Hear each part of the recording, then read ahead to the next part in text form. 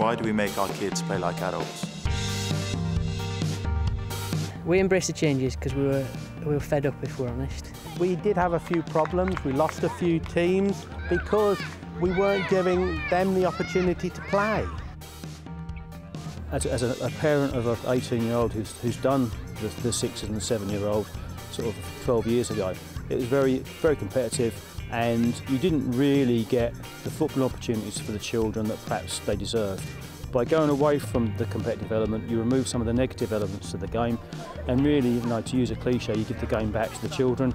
We've been running youth teams here at Beacon Hill for 14 years now, and we've always entered leagues. And for a few years now, we felt that's not quite met the needs of our younger players. We felt it was too competitive, too early, led to a bit of antagonism and a bit too much of a focus on winning. And we realised that was actually getting in the way of their learning and developing as players.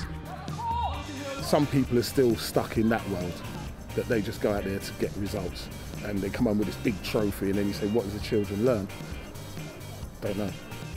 Over the last 2-3 years, we've been looking at alternatives, and what we decided to do with our younger age group, our under 7s last year, now under 8s, is that we haven't entered leagues. We've obviously got the festivals once every 3 weeks, and then in between we're asking the teams to play, if they want to, home and away friendly fixtures. We haven't set fixtures, we've let the clubs sort of get together locally and arrange their fixtures so the players aren't travelling. One of the things we've done as a league, instead of playing a 30-week season at under 9s, this season we're going to play a 10-week season from September to the back end of October. The kids are then going to play some development football, and then when the weather is good again, they're going to go out and play things like a World Cup style format, or we might do a European style format with small leagues and then a knockout competition.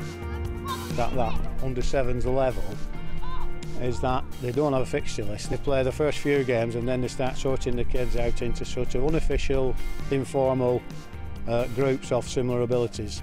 So every week the teams of better abilities get a good game. The teams of lesser abilities still get a good game because they're playing against teams of a similar sort of standard. I don't think the coaches will mind me saying this, but it was a bit of a hard sell to start with. Not because they didn't want to do it for the benefit of the kids in terms of their learning. I think it was the logistical ideas of how you're going to organise your matches. But over the last year, 18 months, we've just rolled out some ideas of inviting teams down and practicing this, little mini games and organising. And now we've got a little group of like-minded clubs who've bought into it as well. So we just end up with a little rota, almost organise our own fixtures, if you like. Another reason why we're doing the festivals is so that we've got all the coaches and the managers together once every 3 weeks. So if we've got things to tell them, or we've got information for them, if they need some help, we're here. And the same for the parents. We've obviously got the Respect meeting this morning. That will give them an insight into what we're doing here, and also just a bit of a guidance on how they should be acting to make sure that the environment is their child's, not theirs. Grantham Youth League is they got people involved early, and that's a really strong point actually. They got the managers in and coaches, and they discussed it and they discussed options, and the coaches are allowed to air their opinions. So equally I took lead from that with the Grantham Youth League, and I was able to do the same with the parents. We've put together some guidance notes for what they could do between the festivals, and as we register in at the festival today, we'll be talking to managers about, what are you doing next week and the week after? Would you like to get a couple of players together?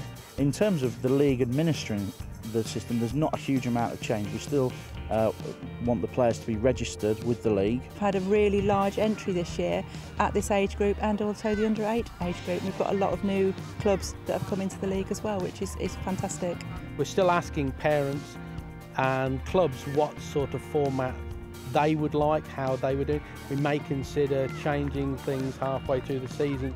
The main thing is to not focus on just one format, but to give the players an opportunity to play as many different sorts of football as we can possibly work in. At the end of it, we want them to enjoy themselves.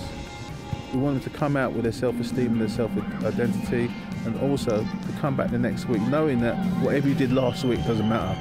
This is a new time, new space. The children will bring their own competitive edge to it, but what's important is the competitive edge is in the game. And when the final whistle goes, that's it. They're not worried about where they are in the league because they've had a good game then. They think they've played well. They know what's good. You know, they'll play a game of football and they'll say, we played well today. We only lost by 1 goal. We played really well. And the fact they played really well is what they like. Kids football's changing. Have you enjoyed yourselves?